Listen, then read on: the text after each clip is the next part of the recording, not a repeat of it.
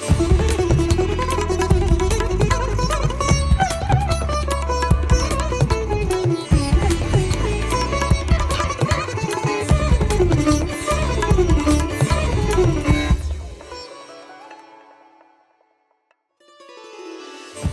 श्री साई राम। साई प्रेम वाणी के हमारे आज के प्रसारण में आप सबका हार्दिक स्वागत है। आज हम आप सबके लिए लेकर आए हैं सुमधुर कार्यक्रमों की मनमोहक श्रृंखला। आज के प्रसारण में आप अवतार वाणी के अंतर्गत श्री भगवान द्वारा दिए गए एक दिव्य संदेश का एक भाग एवं गान सरिता के तहत एक गीत सुनेंगे। तो चलिए कार्यक्रम का शुभारंभ करते हैं।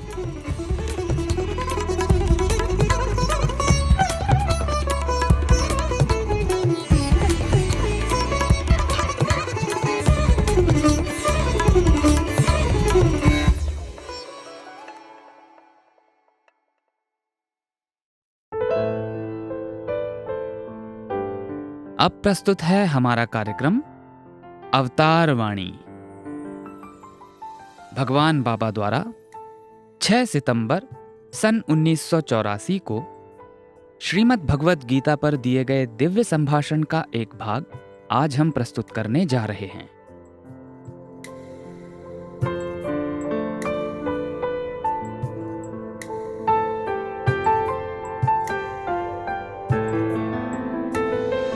ప్రేమ స్వరూపులారా,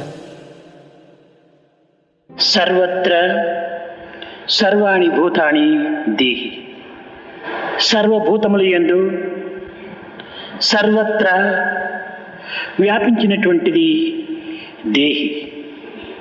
దేహము అనిత్యము, అశాశ్వతము. దేహి నిత్యము, సత్యము. కేవలం దేహమునందు మాత్రమే ఉండటం దేహి అనిపించదు. విరాట స్వరూపం కూడాను దేహమే. విశ్వం అనేటువంటి దేహమునందు దేహి అనేటువంటి ఆత్మ స్థిరమై ఉంటున్నది. దేహో దేవాలయ ప్రోక్తో జీవో దేవ సనాతన. సనాతనమై నిత్యమై సత్యమై ఉండినటువంటి ఆత్మతత్వమే దేహి అని పేరు. सर्वत्र सर्वाणि भूतानि देहि. सभी भूतों में सर्वत्र व्याप्त तत्व देही है.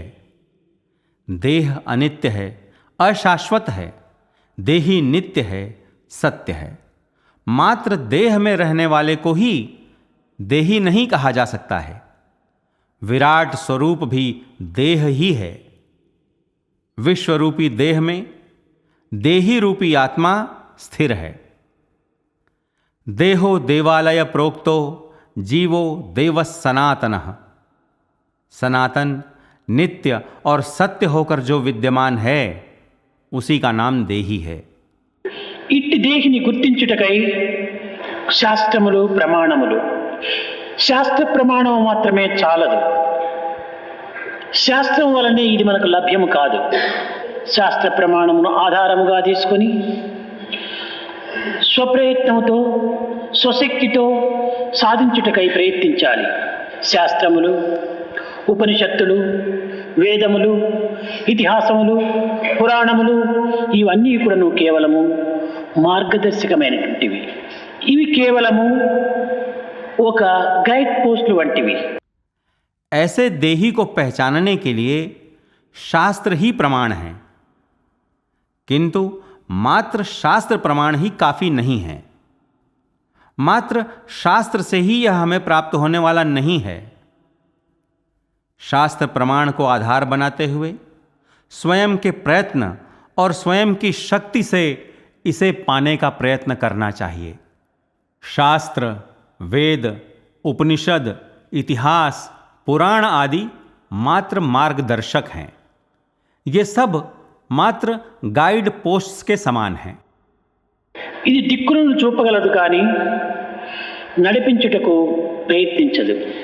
గమ్యమును చేరగోరినటువంటి వ్యక్తులు దీనిని ఆధారముకొని తమ ప్రయాణము తామే సాగించాలి. భగవద్గీత సమస్తమును బోధించినది. ఇది 2వ అధ్యాయం లోపల నశోచ్య నవే శోచ అని 11వ శ్లోకంతో ప్రారంభమవుతుంది గీత. ये दिशा दिखा सकते हैं परंतु चलाने का प्रयत्न नहीं करते हैं. गंतव्य तक पहुंचना चाहने वाले को इनके आधार पर स्वयं की यात्रा स्वयं ही करनी चाहिए. भगवत गीता ने सब कुछ का उपदेश दिया है. द्वितीय अध्याय में अशोच्या नन्वशोचस्तवम के 11वें श्लोक के साथ गीता का आरंभ होता है. నశోచ్య కానీ ఇది ఎక్కడికి అంత్యమవుతుంది? ఇది క్రమక్రమేణ దుఃఖ నివృత్తి మాత్రమే కలిగింపచేస్తుంది. ఈ దుఃఖ నివృత్తికి మార్గం ఏమిటి? అనిత్యము అశాశ్వతమైనటువంటి యొక్క దీనికి నీవు దుఃఖించడం మంచిది కాదు అన్నాడు. దుఃఖించదగినటువంటి దానికై నీవు దుఃఖిస్తున్నావు అర్జున. न शोच्य परंतु यह कहाँ अंत होता है? यह धीरे धीरे दुख की निवृत्ति मात्र कराता है. इस दुख निवृत्ति का मार्ग क्या है? श्री कृष्ण ने कहा कि अनित्य और अशाश्वत के लिए तुम्हारा दुखी होना अच्छा नहीं है. हे अर्जुन, जिसके लिए तुम्हें दुखी नहीं होना चाहिए उसके लिए तुम दुखी हो रहे हो. ఇందులో ప్రతి పదార్థం నందు కూడాను అస్థి భాతి ప్రియం రూపం నామం ఈ 5 యొక్క తత్వములతో కూడి ఉంటుండాలి. ఈ అస్థి భాతి ప్రియముకే సంస్కృత పదములందు సత్ చిత్ ఆనందము అన్నారు. ఈ సత్ చిత్ ఆనందము మొదటి 3 సత్యమైనటువంటివి, ఇవి నిత్యమైనటువంటివి, ఇది దైవత్వంతో కూడినటువంటివి, దీనికి పుట్టుక చావులు లేవు కనుక ఇవి ఏ దైవత్వమునకు తగినటువంటి చిహ్నములు. इसमें प्रत्येक पदार्थ अस्ति, भाति, प्रियम, रूप और नाम इन 5 तत्वों से युक्त हैं. इन अस्ति, भाति, प्रियम जैसे संस्कृत शब्दों के अर्थ सत, चित और आनंद हैं. पहले के ये 3 सत, चित और आनंद सत्य हैं, ये नित्य हैं, ये दैवत्व से युक्त हैं. इनके लिए जन्म और मरण नहीं है. अतः ये ही दिव्यता के योग्य चिन्ह हैं. రూప నామములు కల్పనలు, ఈ కల్పనతో కూడినటువంటి పదార్థములు వచ్చుటకు ఎంత స్వతంత్రం ఉన్నదో పోవుటకు కూడా ఆ స్వతంత్రం ఉంటుంటాయి. ఇవి కేవలము బంధువుల వంటివి. బంధువులు వచ్చి పోయేటువంటి వారే కానీ స్థిరంగా ఇంట్లో నిలిచేటువంటి వారు కాదు.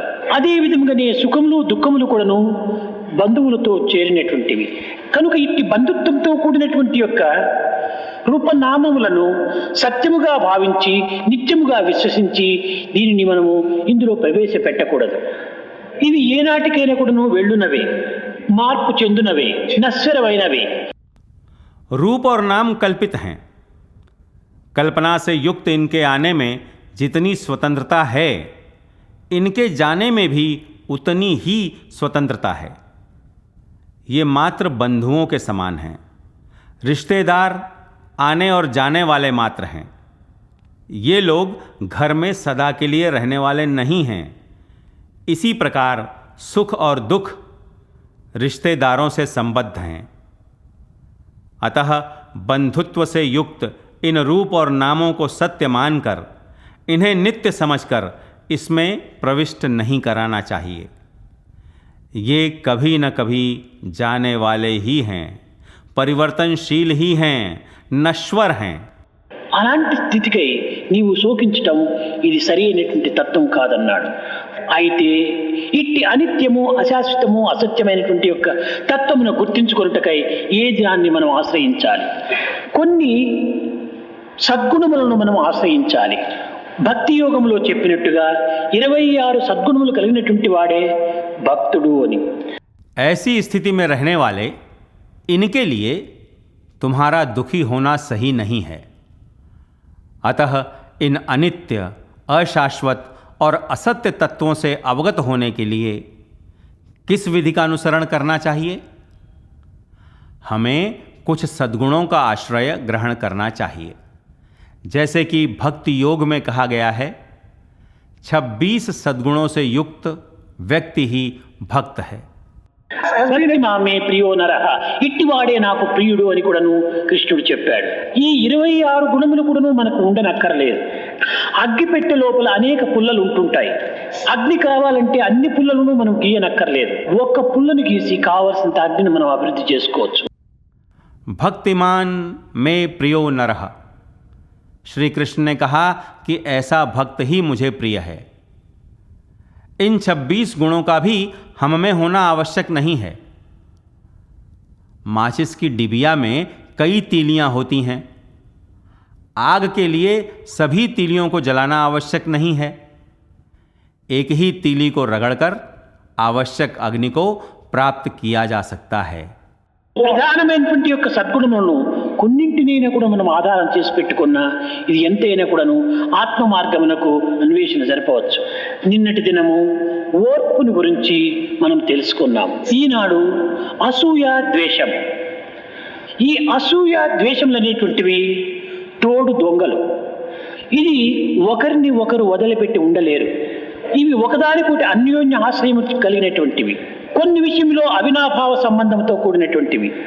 विशेषतः कुछ सद्गुणों को विकसित कर उनके सहारे आत्म मार्ग में अन्वेषण किया जा सकता है।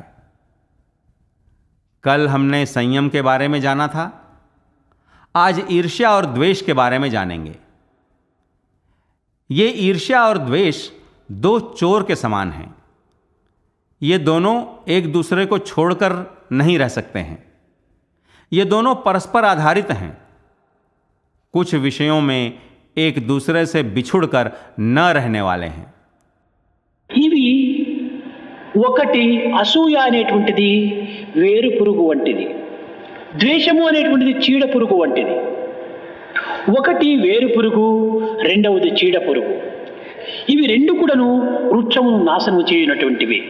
నవనవలాడుతూ పువ్వులు పూచి కాయలు కాచి చూచుటకు అందముగా ఆకర్షణీయముగా ఉండినటువంటి చెట్టు లోపల చేరి వేరులో చేరి వేరు పురుగు కొట్టినప్పుడు రెండవ క్షణము నుండి ఇది వాడిపోతుంది వృక్షం.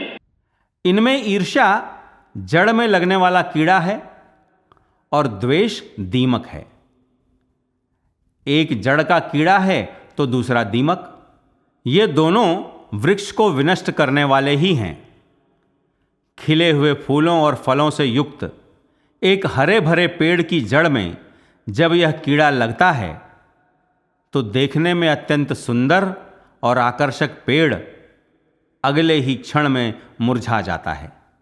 ఈ వేరు పురుగు వృక్షము యొక్క వేరులో చేరుతుంది. ఒక వృక్షము యొక్క కుదురులో కూర్చుంటుంది. చీడ పురుగు పైభాగములో సంచరిస్తుంది. వేరును కొట్టడం వేరు పురుగు అనగా ప్రాణమును తీవటమే వేరు పురుగు. అలంకారమును వినాశము చేయటమే చీడ పురుగు. ఇవి రెండు కూడాను ఒకదానికొకటి అనుసరిస్తూనే ఉంటుంటాయి. दीमक पेड़ की जड़ में प्रवेश करता है, पेड़ की तह में जा बैठता है। एक कीड़ा ऊपरी भाग में पैर जमाता है। दीमक सीधे जड़ को विनष्ट करता है। दीमक प्राण हर लेता है तो दूसरा शोभा को विनष्ट कर देता है। ये दोनों आपस में एक दूसरे की मदद करते ही रहते हैं। ఎక్కడ అసూయ లేదో అక్కడ ద్వేషం కూడా ఉండదు. ఎక్కడ మనకు కనిపించేటువంటి ద్వేషం మనకు ఉంటుంటాదో అక్కడ కనిపించినటువంటి అసూయ కూడా లోపల ఉంటుంటాడు. అసూయకు రూపం లేదు, ద్వేషం ప్రవర్తన రూపంలో మనకు కనిపిస్తుంది. కనుకనే ఈ అసూయ ద్వేషములు అనేటువంటిది కేవలము ఒక అంతర్భూతములో చేరినటువంటివి. ఈ అసూయ లేని మానవుడు జగత్తునందు కానరాడని చెప్పవచ్చు. ఏదో ఒక చిన్న విషయం నందైనా కూడాను ఈ అసూయకు అవకాశం కల్పించి ఉంటుంది. जहां ईर्ष्या नहीं होगी वहां द्वेष भी नहीं होगा। जहां द्वेष दिखाई पड़ेगा वहां अदृश्य रूप में ईर्ष्या भी होगी। ईर्ष्या का कोई रूप नहीं है, परंतु द्वेष हमें व्यवहार में दिखाई पड़ता है। ये ईर्ष्या और द्वेष आंतरिक रूप में रहने वाले हैं। कहा जा सकता है कि संसार में ऐसा कोई व्यक्ति नहीं दिखाई पड़ेगा जिसमें कि ईर्ष्या न हो। किसी छोटे से विषय में ही सही, ईर्ष्या अपने लिए जगह बना लेती है। కనుకనే ఇట్టి అసూయ ద్వేషములు మనలో ప్రవేశించకుండా ఉండే నిమిత్తమై మనము ప్రేమను అభివృద్ధి పరచుకోవాలి. ఎక్కడ ప్రేమ ఉండునో అక్కడ అసూయ ద్వేషములు ప్రవేశించవు. ఎప్పుడు అసూయ ద్వేషములు ప్రవేశించవో అప్పుడు ఆనందం మన యొక్క స్వరూపమే. ఈ ఆనందములకు అందమనేటువంటిది దీని స్వభావం. अतः हमें स्वयं में प्रेम को बढ़ाना चाहिए ताकि ये ईर्ष्या और द्वेष हम में प्रवेश न कर सकें। जहाँ प्रेम होगा वहाँ ईर्ष्या और द्वेष प्रवेश नहीं कर सकते हैं। जब ईर्ष्या और द्वेष प्रवेश नहीं कर पाएंगे तब आनंद ही हमारा स्वरूप होगा। इस आनंद का स्वभाव सुंदरता है। ఇక్కడ ఎక్కడ అందముగా ఉంటున్నదో అక్కడ ఆనందం కూడాను మనకు లభిస్తుంది. A thing of beauty is a joy for ever. ఏ పదార్థమునందు అందం ఉంటుంటాదో అక్కడ ఆనందము మనలో ఉప్పొంగిపోతుంది. ఈ అందము ఏమిటి? పదార్థమా అందము? ఇవన్నీ మార్పు చెందినవే కదా. మార్పు చెందినది ఎంతకాలం అందము? जहाँ सुंदरता है वहाँ हमें आनंद की प्राप्ति होती है। A thing of beauty is Joy for ever. जब हम पदार्थ में सुंदरता का दर्शन करते हैं तब हम में आनंद फूटने लगता है। यह सुंदरता क्या है? क्या पदार्थ सुंदर हैं? ये सब तो परिवर्तित होने वाले ही हैं। जो परिवर्तनशील है वह कितने समय तक सुंदर रह सकता है?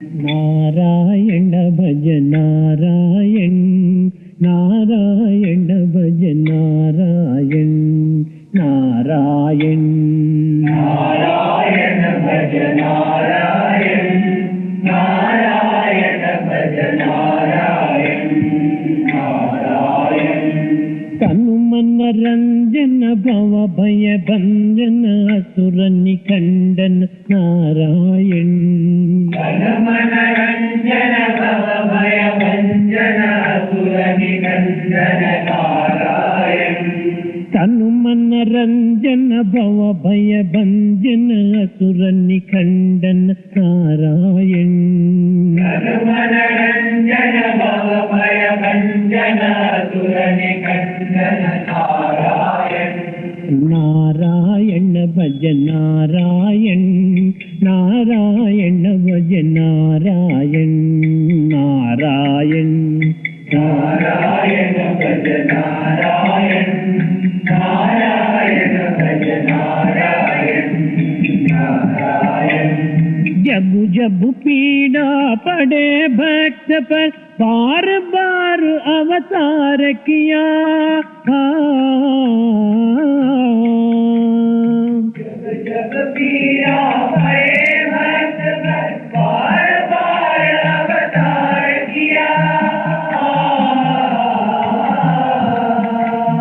पाप मिटा कर धीर दिखा कर मानव को उदार किया, पाप मिटा कर धीर दिखा कर मानव को उदार किया, पाप मिटा कर धीर दिखा कर मानव को उदार किया, मानव मिटा कर धीर दिखा कर मानव को उदार किया, कुंज विहारी कृष्ण मुरारी हे गिरिधारी नारायण, कुंज विहारी कृष्ण मुरारी हे गिरिधारी नारायण, कुंज विहारी कृष्ण मुरारी हे गिरिधारी नारायण, कुंज विहारी कृष्ण मुरारी हे गिरिधारी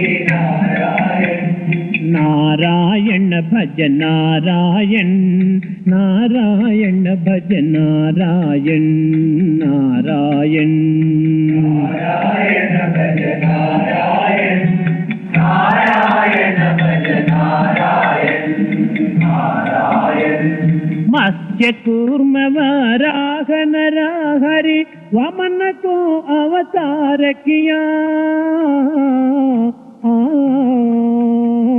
मत्स्य कूर्म वराह नरहरि वामन को अवतार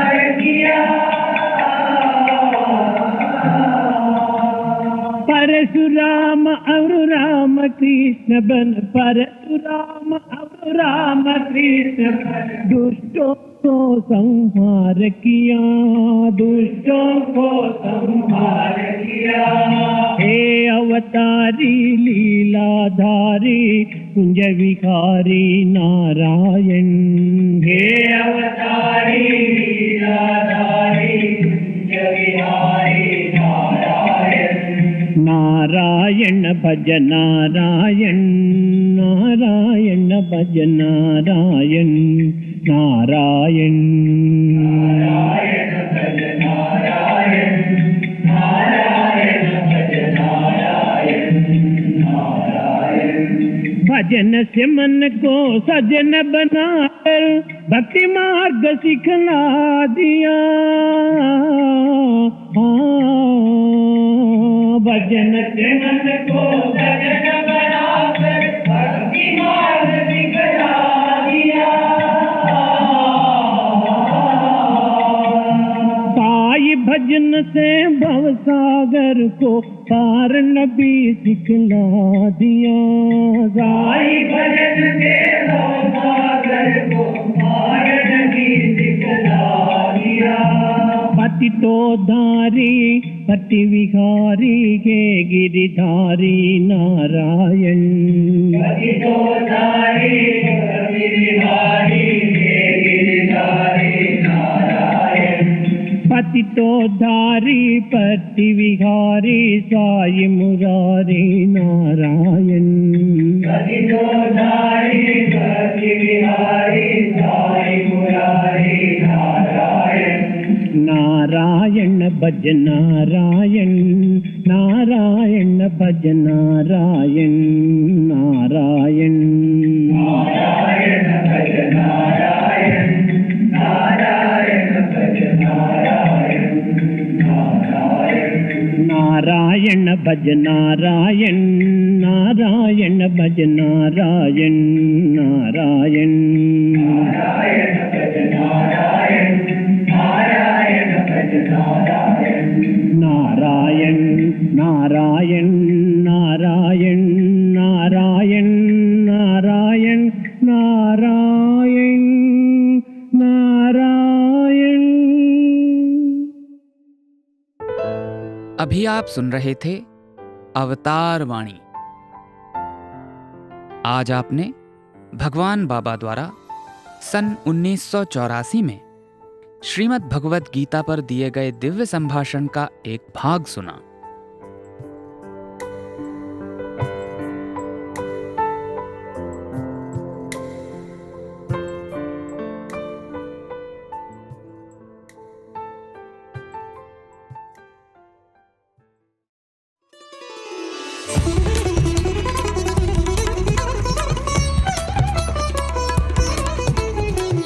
साई प्रेम वाणी, भगवान श्री सत्य साई बाबा का दिव्य संदेश अब हिंदी में।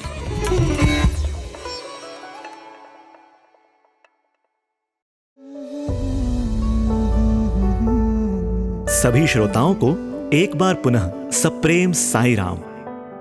अब प्रस्तुत है हमारा संगीतमय प्रसारण गान सरिता। आइए आज सुनते हैं एक सुमधुर गीत जिसके बोल हैं ओ मेरे साईं ओ मेरे बाबा। इस गीत में बाबा की दिव्य लीलाओं का गायन करते हुए भगवान के विद्यार्थी उनके चरणों में अपनी प्रार्थना अर्पित कर रहे हैं।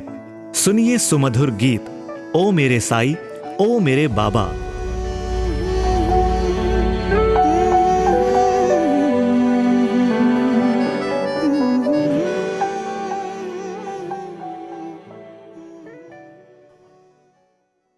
ओ मेरे साईं ओ मेरे बाबा,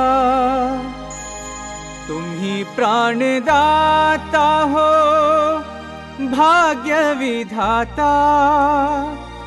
ओहो ओहो ओहो।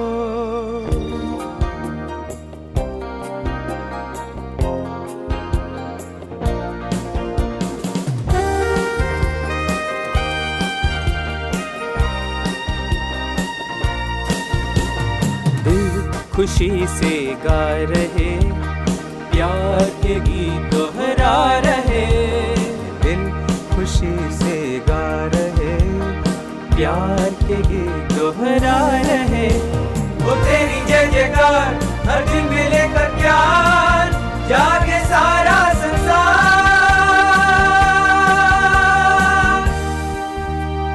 दिल खुशी से गा रहे, प्यार के गीत दोहरा रहे। धिमिक धिमिक धिम, धिम धिम धिमिक धिमिक धिम, धिमिक धिमिक धिम तेरे नाम। दिल खुशी से गा रहे।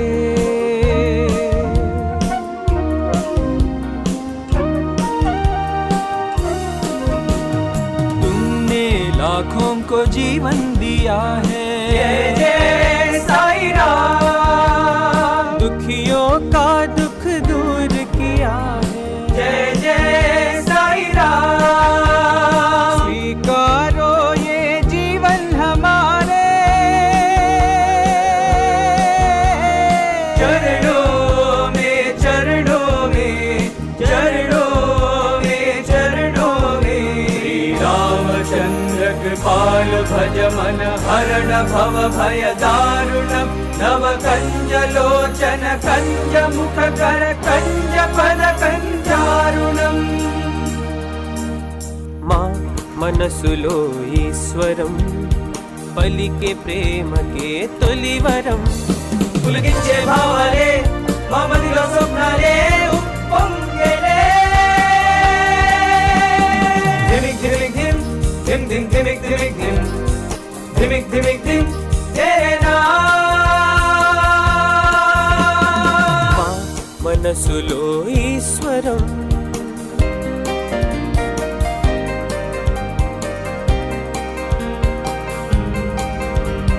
मां प्राणदीपं नीवे, मां जीवश्वासवु नीवे। మరులు గొలిపించే మకరందం నీవే, తేనెలొలికించు మాట, మనసు పులకించు పాట।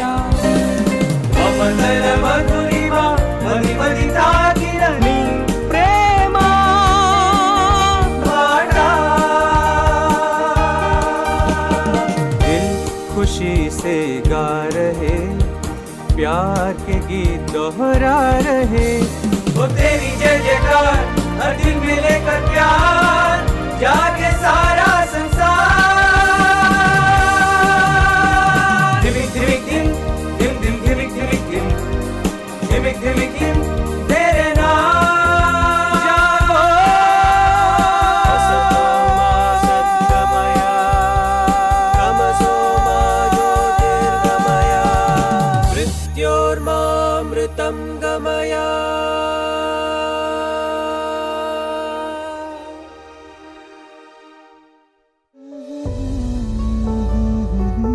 ओ मेरे साईं, ओ मेरे बाबा, भावों से भरी इस प्रस्तुति की मधुर मिठास अपने हृदय में संजो कर रखते हुए आज के प्रसारण के इस भाग से हम आपसे विदा लेते हैं। अगली गान सरिता में आपसे पुनः भेंट होगी। तब तक के लिए आज्ञा दीजिए। धन्यवाद। जय साईं राम।